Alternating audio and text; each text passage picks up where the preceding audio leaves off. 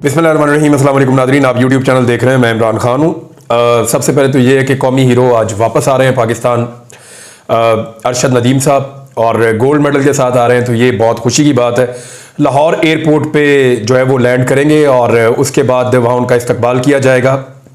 और जो अब तक खबर आ रही है वो ये है कि सुबह 10 बजे पेरिस से पाकिस्तान के लिए रवाना होंगे और उसके बाद वो दुबई पहुंचेंगे और दुबई से कल रात 1 बजे लाहौर पहुंचेंगे, यानी आज रात 1 बजे लाहौर पहुंचेंगे लेट नाइट। तो उनका इस्तकबाल किया जाएगा। मेरे ख्याल में लाहौरियों को निकलना चाहिए, निकल के पाकिस्तान के झंडों के साथ उनका इस्तकबाल करना चाहिए। और ये भी खबर आ रही है कि वो अगर बहुत बड़ी तादाद में लोग उनके साथ आते हैं तो फिर वो एक रैली की शक्ल में जाएंगे। तो जितनी उनकी इज्जत की जाए उतना कम है। 32 साल के बाद पाकिस्तान के पास ओलंपिक का एक गोल्ड मेडल आ रहा है। देखें, जितने हमारे यहाँ पे टैलेंट है, अगर उसको सही तरह इस्तेमाल किया जाए और इस टैलेंट को पॉलिश किया जाए और ओलंपिक्स के अंदर रियली वो लोग मौजूद हों जो खेलों को जानते हैं, जो एसोसिएशन है उसके अंदर बेहतर लोग मौजूद हों, वो लोग नीयत के साथ काम करें, दिन रात काम करें, 4, 5, 6 खेलों को चुन लें, पहले उनके अंदर ज़्यादा मेहनत करें, फिर दूसरे कामों को चुने, नए खेलों को चुने, उनमें मेहनत करें, तो आहिस्ता आहिस्ता अपने मेडल की तादाद पाकिस्तान बढ़ा सकता है। लेकिन कभी भी इस पर तवज्जो नहीं दी गई। हमारा हमेशा जैकपॉट ही लगता है। बहरहाल जैकपॉट लगा है, पाकिस्तान को बड़ी खुशी है और ये एक रैली निकलनी चाहिए और लोगों को चाहिए कि बड़ी तादाद में जाके इस्तकबाल करें। तो अरशद नदीम साहब का इस्तकबाल तो होगा, लेकिन उस हवाले से एक बड़ा इंटरेस्टिंग मेरे पास एक खबर है, मैं आपको पढ़ के सुनाता हूँ। ये siyaasat.pk से मैं आपको पढ़ के सुना रहा हूँ। और रशीद अहमद साकी साहब हैं जो कोच हैं, वो ये कहते हैं कि एक दिन आर्मी की गाड़ी आई और इसमें मौजूद एक कर्नल साहब मेरा पूछ रहे थे। मैं घबरा गया कि क्या माजरा है, लेकिन जब उन्होंने अरशद नदीम की बात की तो मेरी जान में जान आई। कर्नल साहब बोले अरशद नदीम को आर्मी में दे दें, लेकिन मैंने इनकार कर दिया। कर्नल साहब ने वजह पूछी तो मैंने बताया कि आप लोग इसकी ट्रेनिंग मिलिट्री अंदाज में करेंगे। बहरहाल इसके बाद मैंने अरशद नदीम को वापडा के ट्रायल्स में भेजा जहां वो सेलेक्ट हो गए। ये उनके कोच ने कहा। अब मैं एक चीज आपको बताऊं, देखें, फैसला तो ये ठीक किया है, वो उनका अपना एक काम है, वो उसके अंदर माहिर है, नो डाउट। लेकिन क्रिकेट की ट्रेनिंग कैसे करवानी है ये उनको नहीं पता। एक बॉलर के कौन से मसल ज्यादा बेहतर काम करने चाहिए ये फौज को नहीं पता। एक जो नेजा फेंकने वाला या जेवलिन थ्रो करने वाला एक प्लेयर है, उसको किस तरह मजबूत होना है ये फौज को नहीं पता। अगर फौज को पता होता तो मेरा सिंपल एक क्वेश्चन है कि पाकिस्तानी फौज आज तक ओलंपिक्स के कितने गोल्ड मेडल जीत कर लाई है। अगर उनकी ट्रेनिंग की बुनियाद के ऊपर ही खिलाड़ी जीतते तो पाकिस्तान की सबसे अच्छी क्रिकेट टीम पाकिस्तान फौज की होती, पाकिस्तान की सबसे अच्छी हॉकी टीम पाकिस्तान फौज की होती, पाकिस्तान की सबसे अच्छी, मैं आजकल एक गेम खेलता हूं नेजाबाजी, तो मैंने देखा बार बार, यानी जो सबसे थके हुए घोड़े थे वो हमारी रेंजर्स के थे, छोटे छोटे घोड़े थे। तो मैंने अपने दोस्तों से पूछा, मैंने कहा इनके छोटे छोटे घोड़े हैं, भागते भी तेज नहीं है, ये घोड़े इन्होंने क्यों रखे हुए हैं? तो उन्होंने कहा ये छोटा घोड़ा इसलिए रखा हुआ ताकि किला उठाने में आसानी रहे। तो वो जरूरी नहीं है कि एक फोर्स जो है, जो वर्जिश करने में बहुत अच्छी है, वो खेलों के अंदर और तमाम चीजों के अंदर उतनी अच्छी हो। हर चीज के जो एक्सपर्ट्स हैं उन्हें वो काम करना चाहिए और हर चीज को अपने सर पे लेना भी नहीं चाहिए। तो जिसका काम है अगर वही करेगा तभी मुल्क भी आगे जाएगा, खेल भी आगे जाएंगे, इकोनॉमी भी आगे जाएगी, मुल्क के हालात भी बेहतर होंगे। ये अब ग्लोबल विलेज बन गया है, मल्टीनेशनल कंपनियां काम कर रही हैं। तो मेरे ख्याल में हमें इस बात का ख्याल रखना चाहिए कि जिसका काम उसी को साचे। एक वापसी हुई है जी बिलावल की। कल बिलावल ने वापस आने के बाद कौमी असम्बली के अंदर आते ही तकरीर की है और करते ही जो है वो एक नए तरह का केम डाल दिया। यानी बिलावल का सारा जो तकरीर थी वो अदलिया के खिलाफ थी। हालांकि बिलावल पिछली मरतबा जब पाकिस्तान आए थे, क्योंकि ये दुनिया घूमते रहते हैं, पाकिस्तान आते हैं बिलावल, कभी कभी इलेक्शंस में आ जाते हैं, हुकूमत जब इनको मिले, वजारत हलफ लेना हो या कोई अहम इवेंट हो, पाकिस्तान वापस आ जाते हैं, फिर बिलावल चले जाते हैं अपने मुल्कों में, दुनिया में। अभी शायद ये अमेरिका में रहकर आए 2 महीने मजीद। तो बिलावल जब अमेरिका में थे तो पाकिस्तान में पीछे बहुत कुछ तब्दील हुआ, बहुत कुछ बदला, लेकिन ये बिल्कुल मंजर-ए-आम से गायब रहे। अभी जब बिलावल साहब वापस आए तो आगे इन्होंने तकरीर की और इस दफा अदलिया के खिलाफ तकरीर की है। हालांकि पिछली मरतबा जब ये पाकिस्तान आए थे तो जुल्फिकार अली भुट्टो वाले मामले पे अदलिया ने जब बिलावल को इंसाफ दिया, इसी अदलिया ने, तो बिलावल वहां पे टिश्यू पेपर के साथ आंखें पूंछ रहे थे, अपने आंसू पूंछ रहे थे कि हमें इंसाफ मिल गया एक बड़े लंबे अरसे के बाद, और उसको बड़ा अप्रिशिएट भी किया जा रहा था। लेकिन आज उन्होंने सारा कीचड़ जो है वो अदालत के ऊपर उछाला और उसकी जो वजह है वो ये उन्होंने कहा गया कि पीटीआई को सीटें ऐसे दी गई जैसे कोई टॉफी हो। तो बिलावल साहब, मुझे कभी कभी ना ऐसा लगता है कि पता नहीं बेनजीर भुट्टो से आपने कुछ सीखा भी है या नहीं। मैं जिस बेनजीर भुट्टो को जानता हूं, ये वाला बिलावल उससे बहुत मुख्तलिफ है।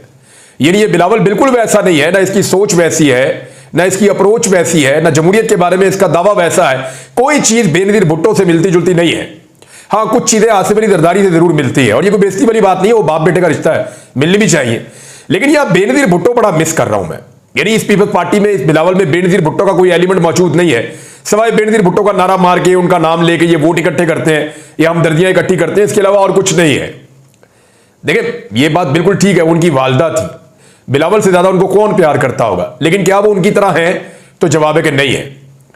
बिलावल उन सीटों की दावेदारी कर रहे हैं जिन पे बिलावल की पार्टी को शिकस्त हुई है। बिलावल को लाहौर में उसने हराया, वो भी जाली फॉर्म 47 के ऊपर हराया, क्योंकि सारे जाली फॉर्म 47 वाले हैं, तो बिलावल को फर्क कोई नहीं पड़ा। लेकिन यह सोचना चाहिए बिलावल को कि अता तारड़ बिलावल को लाहौर में हराएगा, सवाल ही पैदा नहीं होता, कभी सवाल ही पैदा नहीं होता। आप सिर्फ पीटीआई का कैंडिडेट बाहर करें, मैं आपको लिख के देता हूं, वोट तो सारा पीटीआई का था, उम्मीदवार तो वहां पीटीआई का जीता है। जब फॉर्म 45 के मुताबिक फैसला होगा तो पीटीआई के हक में फैसला आ जाएगा। लेकिन अगर आप पीटीआई के कैंडिडेट को बाहर निकालें और फिर आप मुकाबला कराएं, तो मैं आपको लिख कर देता हूं कि उस हल्के में जहां पे ये इलेक्शन हुआ है, वहां बिलावल को अता तारड़ कभी नहीं हरा सकता इलेक्शन। दोबारा इलेक्शन करवा के देख लें। वहां के सारे लोग कहते हैं पहले नंबर पे पीटीआई थी, दूसरे नंबर पे बिलावल था, तीसरे नंबर पे अता तारड़ था। लेकिन ख्वाहिशात पे कुर्बान जाऊं कि बिलावल को फारिग किया गया, बिलावल को क्या फर्क पड़ता है, दूसरे से तीसरे में चला गया। लेकिन इन्होंने पीटीआई को बाहर किया और पीएमएलएन का बंदा उठा के जो है उसको ये इलेक्शन जितवा दिया, वो भी जाली फॉर्म 47 के ऊपर। तो अब मामला ये है कि ये कर क्या रहे हैं, आप गौर कीजिए।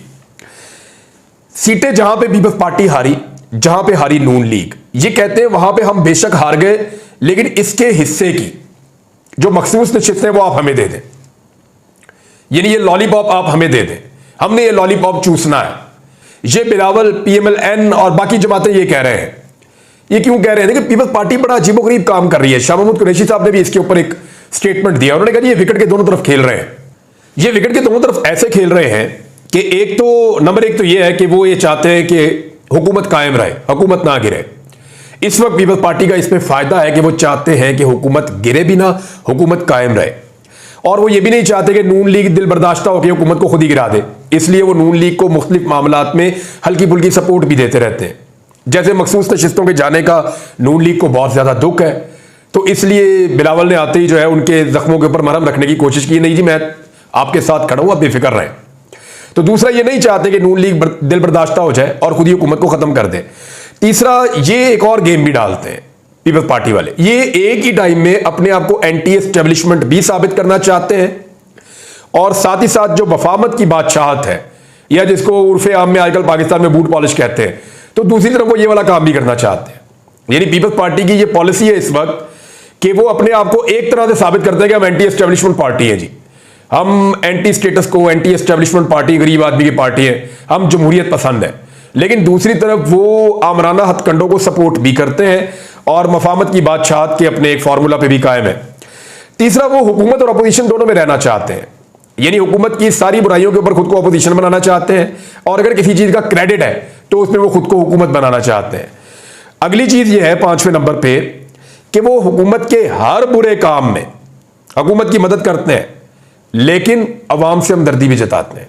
यानी मैं आपको मिसाल देता हूं, ये जो भी बजट आया जिसने अवाम की कमर तोड़ दी है, तनख्वाहदार तबके को तबाह बर्बाद कर दिया, बिजली की कीमतें कहां से कहां पहुंच गई, बच्चों की तालीम कहां से कहां खर्चा चला गया, खाने पीने की अशिया कहां से कहां चली गई, बदतरीन महंगाई पाकिस्तान में हुई है, इस हुकूमत ने की है बदतरीन महंगाई। लेकिन इसके बावजूद पीपल्स पार्टी ने इन सारे कामों में हुकूमत का साथ दिया। मनी बिल पे हुकूमत साथ, पीपल्स पार्टी साथ है, यानी जब भी बजट पास होगा पीपल्स पार्टी बजट पास करवाएगी, जब भी कोई तरमीम आएगी पीपल्स पार्टी तरमीम करवाएगी, जब भी कोई कानून आएगा पीपल्स पार्टी कानून साजी करवाएगी, जब भी कोई मसला आएगा पीपल्स पार्टी साथ खड़ी होगी पीएमएलएन के। लेकिन साथ ही साथ वो ये भी बताना चाहते हैं कि वो गरीबों के बड़े हमदर्द हैं। जब खड़े होंगे असेंबली में महंगाई की बात करेंगे, जब खड़े होंगे असेंबली में तो बेरोजगारी की बात करेंगे, जब खड़े होंगे असेंबली में तो पाकिस्तान के हालात की बात करेंगे, जब खड़े होंगे असेंबली में तो जो हुकूमत के काम करने वाले हैं उन कामों के जो नताइज हैं उल्टे, उनके ऊपर तनकीद की बात करेंगे। यानी आप हैरान हो जाएंगे कि एक तरफ हुकूमत के साथ हर बुरे काम में सहूलतकारी कर रहे हैं, दूसरी तरफ आवाम के अंदर ये तासुर भी रखना चाहते हैं कि हम जनाब नहीं कर रहे, हम तो आपके साथ खड़े हैं। तो ये 2 नंबरी इनकी है। और छठी चीज इनकी यह है कि ये नून लीग की हुकूमतों की नाकामियों का मलबा नहीं उठाना चाहते। मैंने आपको एक बात कही थी, आपको याद होगा, मैंने 2024 के 8 फरवरी के इलेक्शन से पहले आपको यह कहा था, और यह बात मैं 2 साल पहले करना शुरू हो गया था जब पीडीएम की सरकार बनी थी। तो मैंने कहा था कि आप एक नूरा कुश्ती होती हुई देखेंगे। आप देखेंगे कि यही बिलावल और यही जरदारी नून लीग के खिलाफ तकारीर करेंगे और ये कहेंगे कि जनाब हमने आपके खिलाफ वोट लेने हैं, आपने पाकिस्तान को लूटा बर्बाद किया, ये अगेंस्ट बोलेंगे। और वो आपने होते हुए देखा 8 फरवरी 2024 के इलेक्शन से पहले। अच्छा, मैं अब आपको एक और चीज बता देता हूं, यानी इन्होंने एक दूसरे को तो दावत दी कि आए जनाब और आके मेरे साथ आप मुबाहिसा कर लें, यानी मेरे साथ ओपन डिबेट कर लें। शहबाज शरीफ और बिलावल तो इस नैज तक पहुंच गए थे, एक दूसरे को दबा के जो है वो तनकीद कर रहे थे। तुमने सिंध बर्बाद कर दिया, वो कहते जी तुमने पंजाब बर्बाद कर दिया। वो कहते जी तुमने जो है वो पाकिस्तान का ये हाल कर दिया, ये कहते जी तुमने पाकिस्तान का ये हाल कर दिया। वो कहते जी मैं 200 यूनिट तक बिजली मुफ्त दूंगा, वो कहते जी मैं 300 यूनिट तक बिजली मुफ्त दूंगा। उस वक्त इनका मुकाबला चल रहा था। और आज मैं आपको बताता हूं कि ये कौम की कमर तोड़ने के बाद, कौम को महंगाई के चूल्हे में झोंकने के बाद अब ये करेंगे क्या। मैं पीपल्स पार्टी के बारे में आपको बता रहा हूं, और ये जुमले आपने याद रखने, मैंने लिखकर इसलिए रखे हुए हैं, ये जुमले आपको मुस्तकबिल में सुनने पड़ेंगे।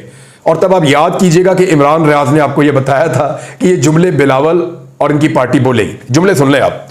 हमने आपको भरपूर मौका दिया, आपके हाथ हमने मजबूत किए, आपको कभी हमने ब्लैकमेल नहीं किया, हुकूमत में आपसे हमने वजारतें भी नहीं ली, कोई फायदा भी नहीं लिया, आपको हमने फ्री हैंड दिया, हमारा आप पर एहसान है।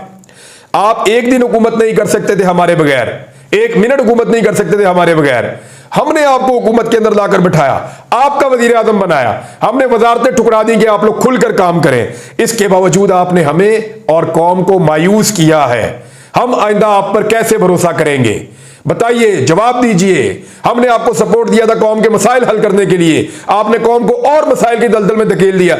ये सारा कुछ आप बिलावल के और इन सारों के मुंह से सुनेंगे।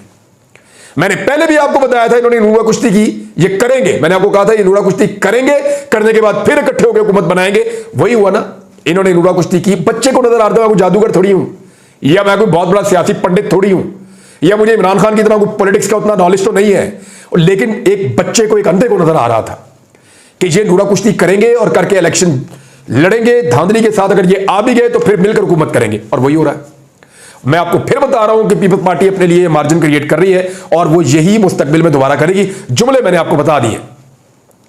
कादी फायद ईसा साहब के बारे में मुझे कुछ लोगों ने बताया कि फ्रस्ट्रेशन काफी ज्यादा बढ़ रही है, और जो एक्सटेंशन वाली बात है जिसपे कादी फायद ईसा साहब ने कभी उसकी तरदीद नहीं की। यानी अगर मेरे ख्याल में उनको एक्सटेंशन मिल जाएगी तो वो कहेंगे ये हुकूमत का फैसला है, मुझ पर एक बोझ डाला गया, मैं ये बोझ उठा लूंगा। मुझे लगता है वो ऐसा कह सकते हैं। लेकिन कादी फायद ईसा साहब ने बेशुमार बातों के ऊपर नोटिस लिया और तनकीद की, जवाब दिया, और उन्होंने उसकी तस्हीह की, तरदीद भी की। लेकिन ये जो मामला है कादी फायद ईसा साहब की मुबैयना एक्सटेंशन वाला, क्योंकि ये मामला वजीर कानून के स्टेटमेंट से शुरू हुआ था। पहले अंदर से खबरें निकलती थी, तब हमें लगता था पता नहीं ये होगा या नहीं होगा। वजीर कानून ने एक दिन कहा कि कादी फायद ईसा साहब को एक्सटेंशन मिलेगी। फिर नून लीग के लोग कहना शुरू हो गए, तो उससे हमें यकीन हो गया कि ये वाकई एक्सटेंशन लेंगे। और कादी साहब ने इसका कभी जवाब भी नहीं दिया, रिबटल भी नहीं आया। कभी कादी साहब ने ये नहीं कहा कि नहीं ये गलत है या मैं एक्सटेंशन नहीं लेना चाहता। तो वहां से ये तासुर बना कि शायद कादी फायद ईसा साहब एक्सटेंशन लेना चाहते हैं। मखसूस नशिस्तों वाला फैसला आने के बाद 2/3 अक्सरियत पड़ गई खटाई में, जो PMLN की है।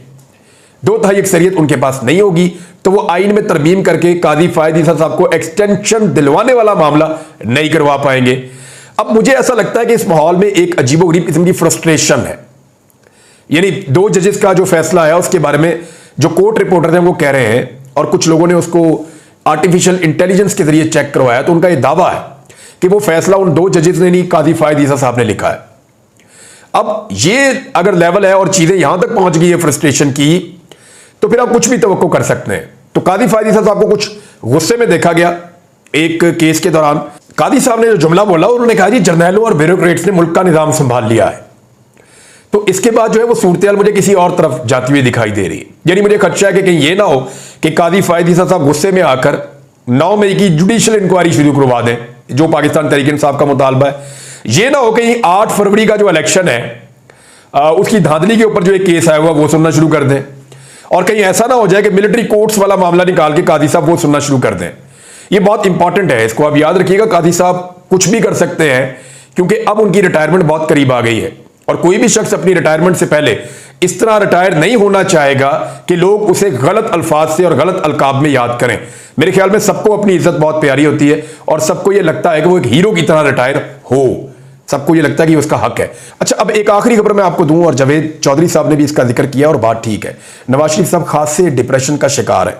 उनके डिप्रेशन का शिकार होने की वजह क्या है और वो अंदर से टूट फूट का शिकार क्यों है, इस पर मैं एक वीलॉग करूंगा, तफसीली आपको बताऊंगा। अब तक के लिए इतना ही, अपना ख्याल रखिएगा, अपने इस चैनल का भी। अल्लाह हाफिज।